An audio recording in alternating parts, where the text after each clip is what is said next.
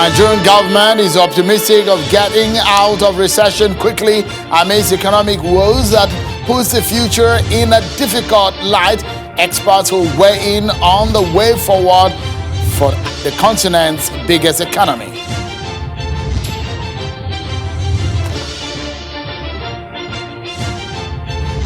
And today, South-South leaders, governors and traditional rulers meet with the federal government delegations in Rivers State. The region leaders present a list of demands for the zone.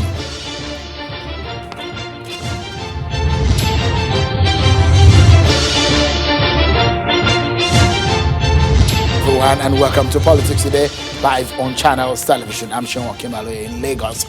After an initial batched meeting last week due to an emergency security meeting, the federal government delegation has met with the South governors and leaders in the region in the wake of the aftermath of End SARS protests for an interactive session.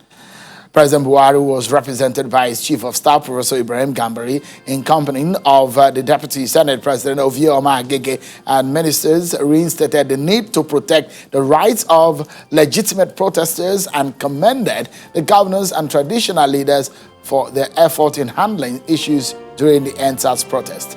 The governor of Delta State and chairman of the South-South Governors Forum, on behalf of the region, noted that the End SARS protest was a metaphor for all that is happening in the country. A national wake-up call is, according to him, Nigeria is not working for us all. He then read a set of demands from the region to the federal government, including the demand for true federalism, devolution of powers, true fiscal federalism, restructuring, relocation of international oil companies to the region, state policing, amongst others. A position re-echoed by other speakers from the region.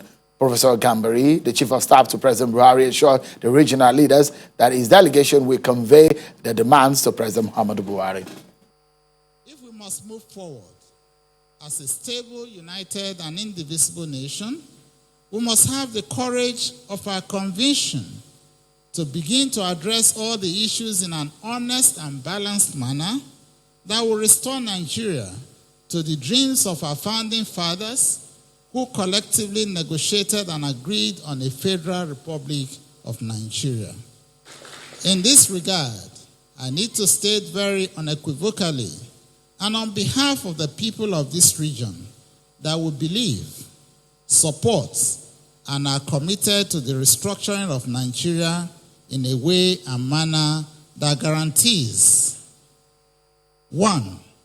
True federalism and devolution of power to the states, including states creating and managing their own police and security architecture under a federal structure, as it is in all federal and some non-federal systems in the world.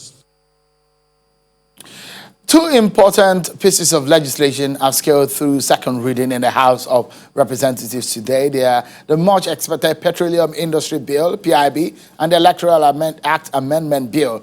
The House of Representatives is following through with the yearnings of Nigerians to pass both bills in good time before political events take over. For one of the lawmakers, the Petroleum Industry Bill, when passed, will lead to the opening up of the gas industry as countries look to move from usage of petrol for their cars to gas.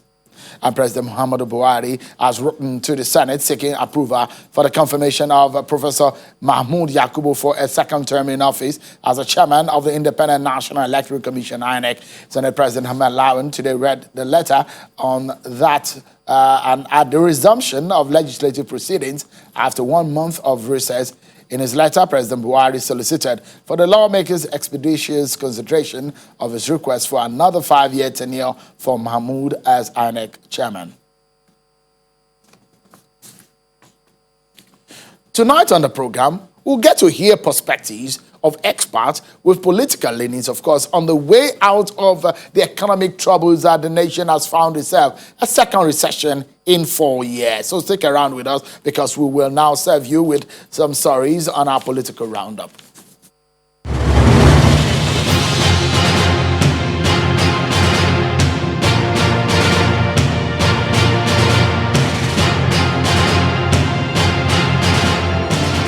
that we can today commission this modular refinery.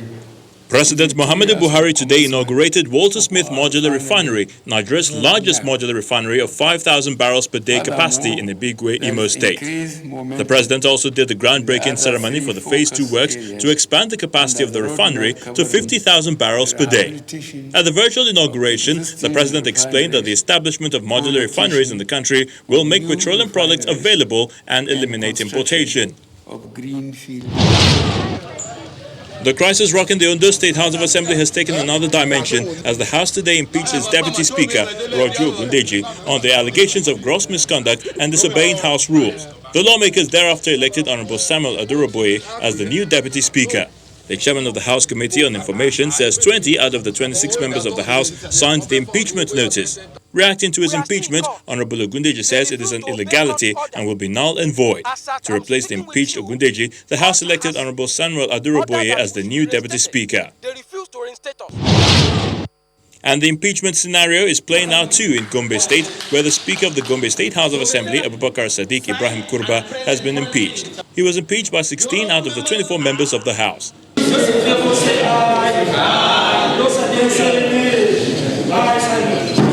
Deputy Speaker Sidi Buba, representing Kwame West constituency, presided over the proceedings that led to the impeachment. A new speaker has been elected and is Abubakar Muhammadu Lugerewal, member representing Akko Central constituency. He was elected by the 15 members of the assembly and has since been sworn in. Similarly, the leader of the House, Samuel Marcus, representing Pero Chonge, has also been impeached and replaced with Yerima Ladan Gaule of Kaltungo East constituency. And the Nigeria Civil Society Situation Room is canvassing for the need to have additional legislation that will further open the political space for people living with disabilities to participate. Speaking at the dialogue session on disability inclusion in Abuja, members of the Nigeria Situation Room insist on the need to have laws and policies of the government directed at protecting and encouraging people living with disabilities to run for political offices.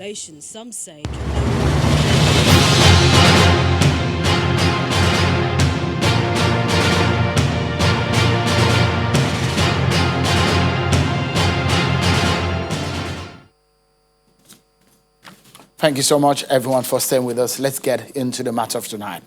Nigeria is officially in another recession, the second in 4 years. But the Minister of Finance is confident that the nation will get out of the quagmire faster than you probably expect. Take a listen to her. Nigeria is not alone in this. But I will say that Nigeria has outperformed all of these economies that I mentioned in terms of the record of the negative growth of the third quarter 2020. Most of these countries have also recorded contractions much deeper than the Nigerian economy. It is also expected, for example, that South Africa, that recorded a decline of minus 50% compared to Nigeria's minus 6.1% in the second quarter, will also record a deeper negative growth in the third quarter. While the economy has entered into recession in this third quarter, the trend of the growth suggests that this will be a short-lived recession, and indeed, by the fourth or at worst the first quarter of 2021, that the country will exit recession.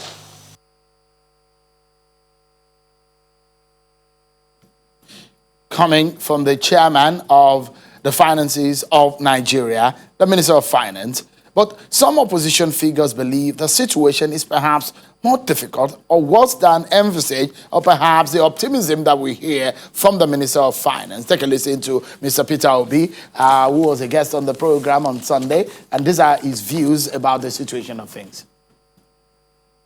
The monies we borrowed to pull ourselves out of the first one was not properly invested. The money we're borrowing today to keep going are not being properly invested. So what we need now is to go into a very rigorous regime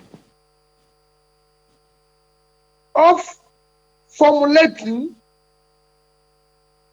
a very rigorous, I said it before, implementable and measurable monetary and fiscal policies to drive ourselves out of the present situation. Most of the micro, small, medium businesses have collapsed. Those who haven't collapsed are actually on life support. And something needs to be done to put them out of there. We now have to move this economy from consumption to production. We have to make it a productive economy. All right, you heard him there. So let's get some perspectives on the matter tonight. I have joining me from our Abuja studio in economics, Dr. Catch Ononuju is in our Abuja studio. Also, business expert, Dr. Iko Sami is speaking with us from Kano. He joins us via Zoom. Thank you so much, gentlemen, for joining us tonight. I'd like us to hit the conversation with a necessary precision, because Nigerians are yearning to know where we are, what we need to do, and how we're going to go about it. Let me begin with Dr. Catch Ononuju. I would like you to react to the statement by the Minister of Finance that Nigeria is likely to climb out of the recession by first quarter of next year. Thank you for having me. First, I want to make a correction and reassert, as I have asserted here in the past 2, 3, 4 months. We are not in a recession. We are in a depression. Since President Buhari came, this is the first time in Nigeria's history that we've had multiple recessions within a span of 4 years. So that's why I said the other time I was in the station that this cluster of persistent, never-ending recessions amounts to a depression. So it's very good now that it's become official. So I don't think it's easy to say you're going away when you're not doing anything to show that you want to go away from the pit. Till tomorrow, it is still a consumption-based design that President Buhari runs. If he doesn't look to productive sectors in the economy and make it a production economy, whatever the minister says is just stories like what Buhari says. You need to provide stimulus, not to give money to Alamanjiri and then allow the politicians to steal in the terms of giving money for consumption. No, you need to stimulate. You need to stimulate the small industries spread all over that are dying since the first recession, for them to be able to, through activities, force some stimulus within the economy. That's not what the government is doing. So until they set purpose towards stimulating the economy, real visible people that have bank accounts, that pay taxes, that can engage in economic activity to provide a combustible stimulus. No, the president has, since he came, been giving money to politicians who claim that they dash it to people to consume. No, it should be a production economy. And that's all that we're saying. So we've not seen the government set purpose towards stimulate the economy to actually invest in labor-intensive infrastructure in a way that we can see. You see, that's the problem with the Chinese Dr. business. Dr. Ononuju, just a moment. Just a moment, Dr. Yes. Ononuju. I'd like you to clarify this. Maybe my own economics knowledge is failing me. In the definition of depression and recession, it's just a second quarter decline that Nigeria has seen. For depression to happen, it needs to be more than that. Is there any explanation you can give to clarify what you mean by depression? Yes. Depression is a multiple season of economic declines. Since Buhari came, the economy tanked. There have been nothing to actually show it up. It's been there, but you've been fed with rhetorics. Yet what we see on the ground is that the economy is still down. So now that we've had the courage to agree that we're now in a worse depression, and that's what people tell you, it is the worst recession. This recession, you don't even have government trying to help to stimulate the economy, as Governor Peter Obi said there. You need to stimulate the economy by actually putting something in. Nobody has done that. All they've been giving you are rhetorics. And that's why I told you the other time on the Dr. studio, Ononuju, these are Dr. rhetorics. Ononuju, we need to take a breather. Yeah. Now the figures prove me right. All right. So let's take a breather. But when we come back, we will analyze further the implication of where we are, the optimism of the federal government, and the food on the table of Nigerians, the plight of the average people on the streets of the country. That's going to be next, everyone. Join us again.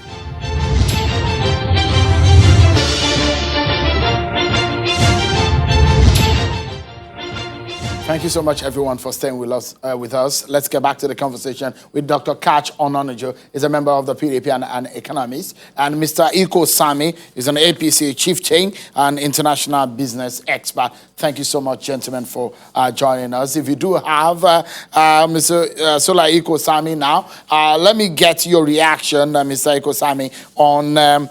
okay, I understand now that we perhaps have lost connection with him, but we'll get to reconnect with him. But let me go back to Dr. Ononuju. Dr. Ononuju, is it right to blame the government for another recession or this very recession? Because analysts believe that it is a COVID-19 inflicted decline.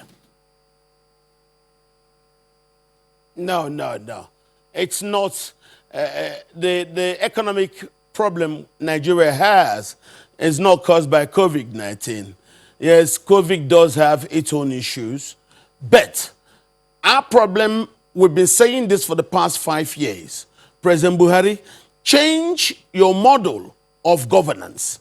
Because if you are a football coach and you don't want to use the best you have, there's no way your team will become a competitive team. Dr. Ononuju, apologies to cut into your... Sorry, apologies, Dr. Ononuju, because I understand now that we are able to reconnect with Mr. Sola Iko Sami, whom we lost connection with via Zoom. But since we have him now, so quickly, let's get to connect with him. We don't know if internet will change his mind any moment soon. So, Mr. Iko Sami, thank you so much for joining us. Let's get your reaction to what Dr. Ononuju's position is. He did say that we are not just only in recession, we are, in fact, in a depression. From what you have heard and what the minister said, is the FG over-optimistic about the situation of things? Very good evening, viewers. Thank you for having me, Sheol. Thank you for having me, Sheol.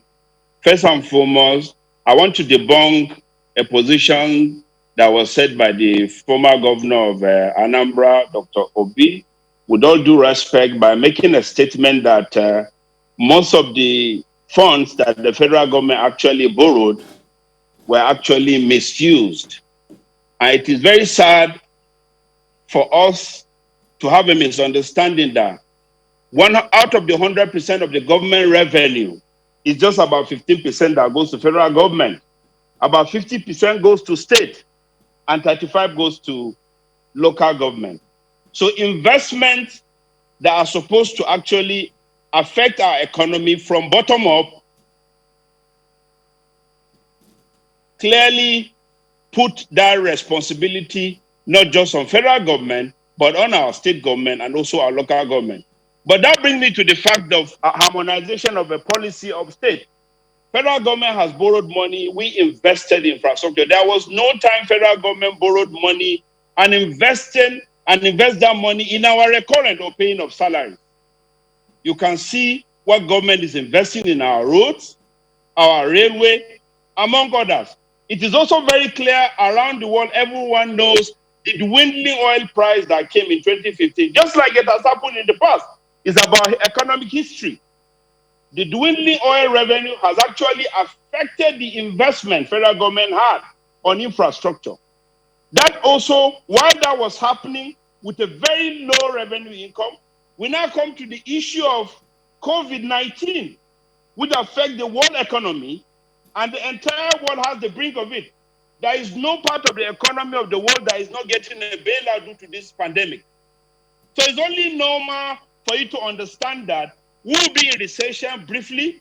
We cannot be for a very long time, if not because of the prudency of this government and the economic transparent commitment of this particular government, would have been a worse state than we are right now.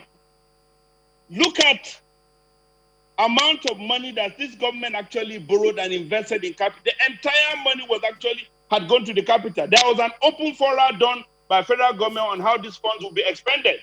And every Nigerian knows there was no way a government will borrow this amount of money and spend it without actually carrying the Nigerians along. This government did that because of its transparency. And coming back to Mr. Ononoju, you can understand the perspective of people in opposition. I always like to put it this way. If you have a position, economic policy in government that you feel will be very good for this government, it's simple. Make your contribution known. This is an open government. Make your contribution known. Don't be making negative criticism. Now, the whole Nigeria is in recession, not APC alone. Every small businessman in this country knows that a federal government has a very good investment policy in banking now. People are getting financing. There is a finance bill now that has taken away almost zero taxation for people that will be turning over a business of 25 million naira in a year. That will go a long way in boosting the micro businesses around our country. All right. Mr. Ikosami, just a moment. Alleviating poverty, the investment they are doing in agriculture. Just a moment, Mr. Ikosami. Let me get back to Dr. Ononoju in our Abuja studio. Let's look at the solution and the way forward. But I'm curious though, Dr. Ononoju, it appears that you have some distrust on this government's ability to handle the economy. Why so? And if you have an idea of how to move the country forward or to fix the economic woes, what would that be? Well, like I've always said before, the solution to these things is for Buhari to retrace his steps. I've told you this before. The economy has been this down since Buhari came to power. Ask yourself. So it's a matter of his style. It's not the COVID. The first recession wasn't COVID. So forget all those people who will defend everything. We're talking about the country. If you are a coach, use the best. Buhari's employment of nepotism simply means he doesn't choose the best. When you can't choose the best and you have a policy of only if they're from your village, what if your village don't have good goalkeeper? That means they'll be scoring you goals. This is our problem. That's why you see the young people are on the streets. If the people know what to do, Buhari's government will not use them because of his policy. If we say give money to small-scale industries, Nigeria is like Germany, where you have the strength of an aggregate economy, all from the sum total of small SMEs. Those SMEs are not being given the lifeline they need. If you give them the lifeline, instead of giving the money to politicians who will now go and say that they gave every family in Nigeria and nobody got anything, that is consumption. You give it to those people who are in the productive economy, they will use it, put it into activity, and the stimulus will carry everybody. My brother, a river that is rising, a rising tide, lifts all boats. If Buhari will implement economic policies, let it be for the entire country. Not you give it to Hot Mommy, Dr. and then she will not start telling just you so that we can close the responsibility. program now. Let me get Mr. Ikosami's final thought, and this has to be quick. Mr. Ikosami, please weigh in on this. The optimism is about the figures now and us getting out of recession. But the big question is the reality of what is on the ground, the food on the tables of an average Nigerian and the monies in their pocket. The worries of those at the bottom of the pyramid. As the final thought on the program tonight, Mr. Ikosami, where do we go from here? In 40 seconds, please. Shehu, one of our major advocacy right now is Nigeria is a composition of state, federal, and local government. Our state government, especially most those are getting the chunk of federal revenue. They should key into the agricultural policy of the government. That will go a long way in employing our youth nationally.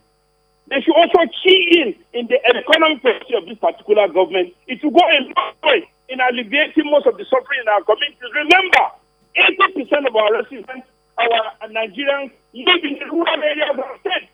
The federal government can take away that money they took on rural roads and ask the state, with the chunk of revenue, let them build these rural roads. Let the federal government channel money in capital development, infrastructure, it will go a long way in alleviating this. So I'm calling my opposition, and I'm calling our PDP people that are on the other side of Africa.